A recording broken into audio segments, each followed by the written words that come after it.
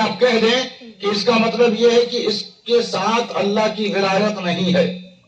اگر اللہ کی ولایت اس کے ساتھ ہوتی تو یہ مولا علی کی ولایت، غوث اعظم کی ولایت، غریب نواز کی ولایت، خواجہ قطب الدین کی ولایت، بابا فرید الدین کی ولایت، حضرت نظام الدین کی ولایت، حضرت سراج الدین کی ولایت، حضرت علاء الحق کی ولایت، حضرت مخدوم اشرف کی ولایت، حضرت سید ابو الغوث گرم دیوان دھاوا شریف کی ولایت. یہ لوگ نہیں مانتے.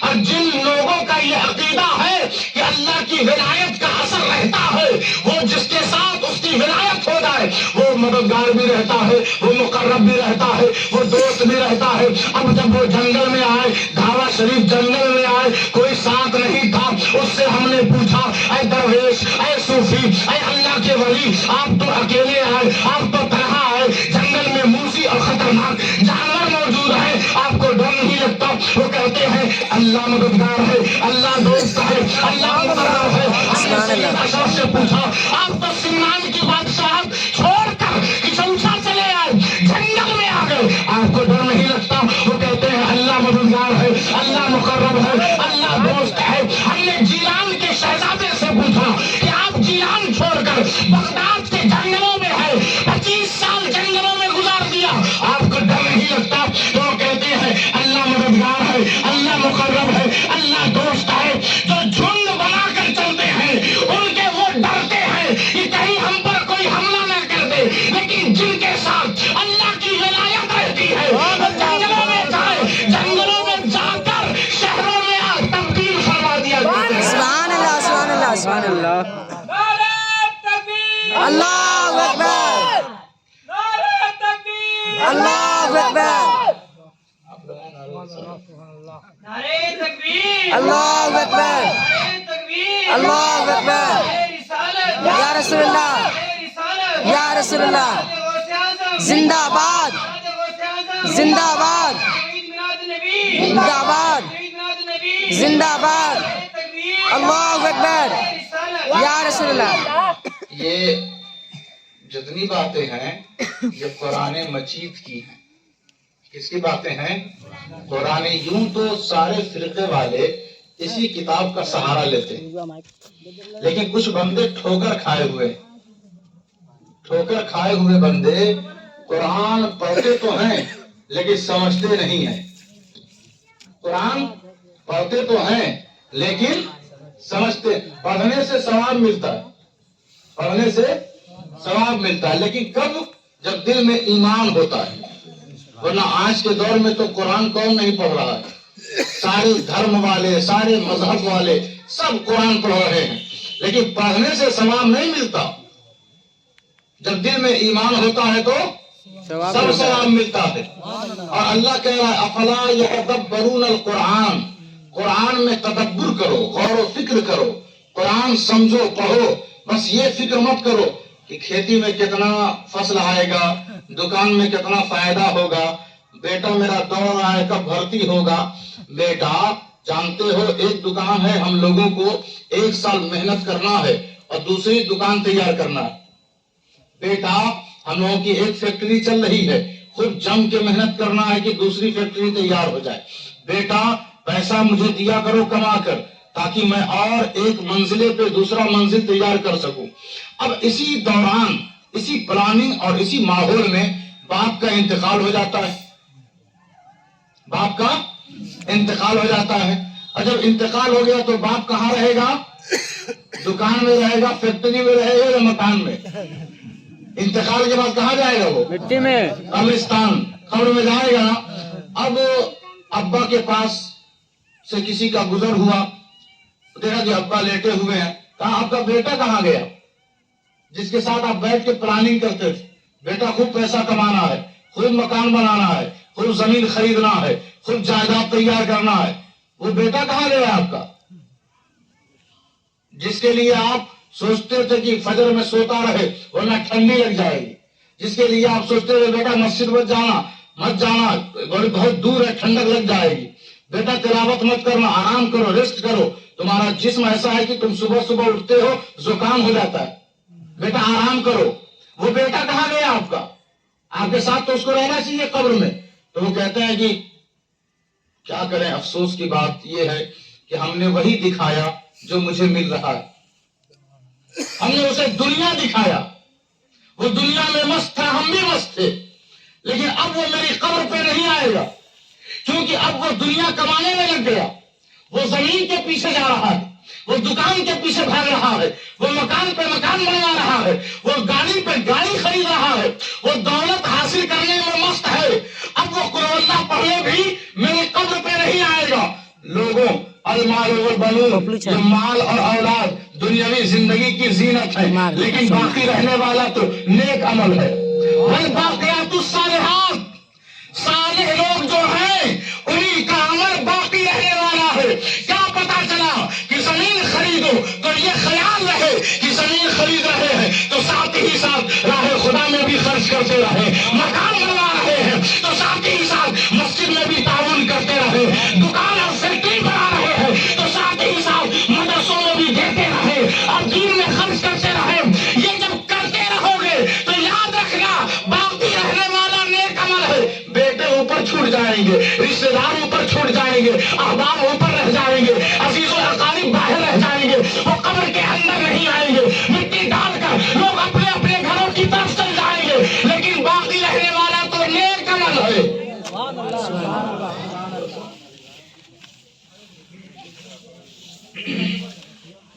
باقی رہنے والا قرآن پڑھا ہے تو اب قبر کے اندر قرآن جا رہا ہے، قرآن کی نیکیاں جا رہی ہیں. نماز پڑھا ہے تو نماز کا ثواب قبر میں جا رہا ہے. روزہ رکھا ہے تو روزے کا ثواب قبر میں جا رہا ہے. حج کیا ہے تو حج کا ثواب قبر میں جا رہا ہے. نیکیاں کی ہیں تو نیکیوں کا ثواب قبر میں جا رہا ہے. کسی کی مدد کیا ہے، کسی کی مدد کیا ہے تو مدد کا ثواب قبر میں جا رہا ہے. کسی کو عالم بنایا ہے تو وہ نیکی کا ثواب قبر میں جا رہا ہے. کسی بچی کو عالمہ بنا دیا ہے، کسی بچے کو عالم بنا دیا ہے، اپنے مدرسے میں کچھ کر دیا ہے، مسجد میں جھاڑو لگا دیا ہے، کسی ولی کی مدد اور خدمت کر دی ہے تو یہ نیک عمل قبر میں جا رہا ہے. یہی وجہ ہے کہ جب قیامت کے دن نیک لوگوں کی صف لگی ہوگی. نیک لوگوں کی کتنے لوگ ہیں اس میں جو نماز پڑھتے ہیں؟ سبحان اللہ کہنے والے تو بہت مل جائیں گے. وہ تو چہرہ دیکھ کے پتا چل جاتا ہے کہ بندہ نماز پڑھتا ہے، اور جو نہیں پڑھتے ہیں وہ بھی پتا چل جاتا ہے. ان کو تقریر اچھی نہیں لگتی، وہ ادھر دیکھیں گے ادھر دیکھیں گے.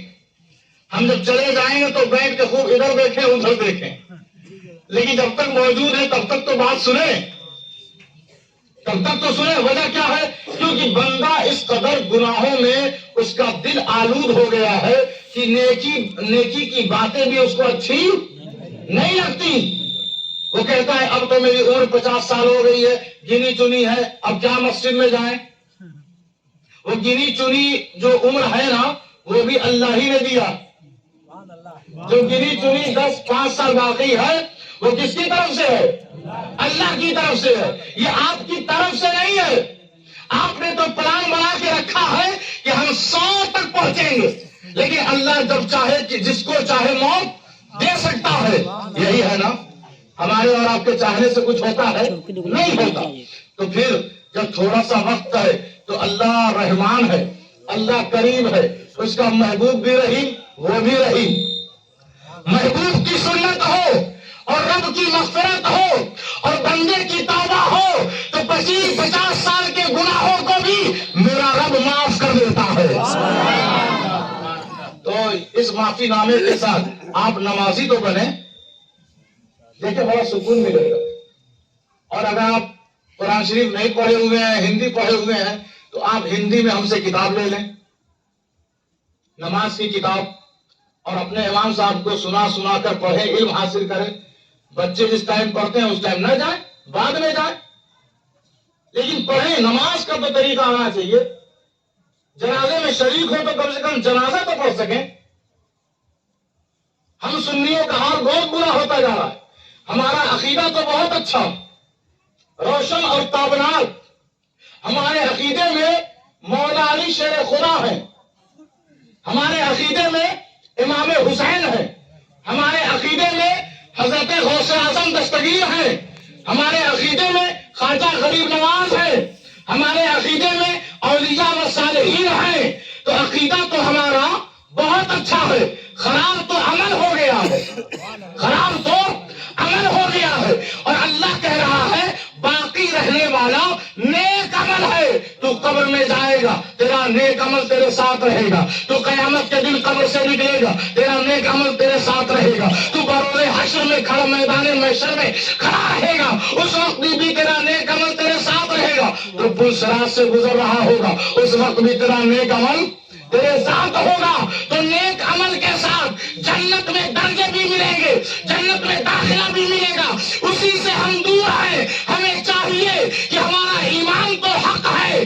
درست ہے، کیونکہ ہمارے ایمان کی حیات غوث اعظم سے عقیدت کی وجہ سے ہے، جب غوث اعظم سے ہم محبت کرتے ہیں تو ان کا نقش قدم بھی ہمیں اپنا لینا چاہیے، وہ عشاء کی نماز پڑھتے تھے، وہ فجر کی نماز پڑھتے تھے، وہ ظہر کی نماز پڑھتے تھے، وہ عصر کی نماز پڑھتے تھے، وہ مغرب کی نماز پڑھا کرتے تھے، وہ جمعے کی نماز پڑھتے تھے، وہ روزے پہ روزہ رکھتے تھے، وہ زکات پہ زکات دیتے تھے، وہ دین کا کام کرتے تھے، وہ سچ بولا کرتے تھے، وہ جھوٹ سے بچتے تھے، وہ بے حیائی سے کتراتے تھے، وہ کبھی شراب نہیں پیتے تھے، وہ کبھی کسی کو دھوکہ نہیں دیتے تھے، تو اے غوث اعظم کے غلاموں اور ان سے محبت والہانہ عقیدت رکھنے والوں، ہمیں بھی چاہیے کہ ہم جس طرح ان کا فاتحہ کھاتے ہیں اسی طرح ان کے نقش قدم پر بھی چلنا شروع کر دیں۔ سبحان اللہ، سبحان اللہ، تکبیر، اللہ اکبر، تکبیر، اللہ اکبر، رسالت، یا رسول اللہ، رسالت، یا رسول اللہ، زندہ آباد، غوث اعظم، زندہ آباد، مولا علی، زندہ آباد، تکبیر، رسالت، یا رسول اللہ۔ اللہ نیکوں کا دوست ہے، اللہ صالحین کا دوست ہے۔ اچھا یہ صالحین کا ذرا جائزہ لیں، بس ایک دو آیت ہے قرآن کی وہ سناتے ہیں پھر رخصت ہوتے ہیں۔ سورہ کہف میں آیت کریمہ موجود ہے، حضرت موسیٰ علیہ السلام اور حضرت خضر کا سفر ہے ساتھ ساتھ، اور دونوں ساتھ ساتھ چل رہے ہیں، اور راستے میں بڑی عجیب عجیب حیران کن واقعات پیش آ رہے ہیں، قصہ بڑا لمبا چوڑا ہے، لیکن مجھے بس ایک آیت آپ کے سامنے رکھنا ہے۔ اللہ تبارک و تعالی نے قرآن مجید فرقان حمید میں وہ اعلان فرما رہا ہے کہ جب حضرت خضر اور حضرت موسیٰ آگے بڑھے تو ایک دیوار نظر آئی جو ٹیڑھی ہو چکی ہے اور عنقریب گرنے والی ہے، تو حضرت خضر علیہ السلام نے بڑھ کر اپنے ہاتھ سے اس ٹیڑھی دیوار کو سیدھی کر دیا۔ کوئی کر لے گا؟ مزدور لگا کے دیکھیں، 4 دن کا کام 15 دن میں ہوگا۔ ایک دیوار کو وہ جو ٹیڑھی ہے اسے ہاتھ لگا کے حضرت خضر نے سیدھی کر دیا، اور ان سے ملاقات کرنے کے لیے نکلے تھے حضرت موسیٰ، اور حضور غوث اعظم فرماتے ہیں کہ میں نے جنگلوں میں 25 سال گزارا، کبھی پورے سال پتے کھا کر، کبھی پورے سال صرف پانی پی کر، اس طرح 25 سال گزر گیا۔ پوچھا گیا حضور آپ شہر میں کیوں نہیں آئے؟ تو آپ نے فرمایا کہ بات یہ ہے کہ حضرت خضر مجھ سے ملاقات کرنے آتے، اور آتے مل کر کہتے جا رہا ہوں، جب تک لوٹ کر نہیں آتا تم جانا نہیں، تو میں انتظار میں بیٹھ جاتا، پھر 1 سال 2 سال بیت جاتا، پھر حضرت خضر آتے اور جب ملاقات ہوتی تو کہتے جا رہا ہوں، جب تک لوٹ کر نہ آؤں یہاں سے جانا نہیں، تو پھر میں انتظار میں بیٹھ جاتا۔ اسی طرح 25 سال گزر گیا۔ میں سوچنے لگا یہاں سورہ کہف میں اللہ فرما رہا ہے کہ موسیٰ جا، میرا زمین میں ایک نیک بندہ رہتا، اس سے ملاقات کر۔ وہ کون ہے؟ حضرت خضر علیہ السلام۔ ارے حضرت خضر سے موسیٰ ملنے جائے اور حضور کی امت کے اولیاء کے سردار غوث اعظم کا وہ مقام کہ حضرت خضر خود جنگل میں آپ سے ملنے آتے ہیں. تو فرمایا حضرت موسیٰ نے کہا کہ یہ دیوار ٹیڑھی تھی, گرنے والی تھی, کیوں سیدھی کر دیا آپ نے؟ تو آپ نے فرمایا قرآن اس قصے کو بیان کر رہا ہے. وَأَمَّا الْجِدَارُ فَكَانَ لِغُلَامَيْنِ يَتِيمَيْنِ فِي الْمَدِينَةِ وَكَانَ تَحْتَهُ كَنْزٌ لَهُمَا وَكَانَ أَبُوهُمَا صَالِحًا. وَكَانَ أَبُوهُمَا بول دے ثواب ملے گا, برا نہیں ملے گا. بول دے وَكَانَ أَبُوهُمَا صَالِحًا. رہ گئی وہ دیوار جو گرنے والی تھی. حضرت خضر نے ہاتھ لگا کر اس دیوار کو سیدھی کر دیا اور کہتے ہیں وَكَانَ تَحْتَهُ, اس دیوار کے نیچے کنز لہما, ان دونوں یتیم بچوں کا خزانہ تھا. دو یتیم بیٹے تھے, ان کا خزانہ دیوار کی جڑ میں. دیوار گر جاتی تو لوگ خزانہ لوٹ لیتے اور وہ دونوں یتیم بچے اس خزانے سے محروم رہ جاتے. تو حضرت خضر نے ان دونوں یتیم بچوں کے خزانے کو بچا دیا. کہا جب یہ بڑے ہو جائیں گے تو اس خزانے کے خود نگراں اور نگہبان بن جائیں گے. ابھی یہ چھوٹے ہیں, بڑے لوگ آ کر, ان کے خاندان کے لوگ آ کر اس خزانے پہ قبضہ. حضرت خضر نے اس دیوار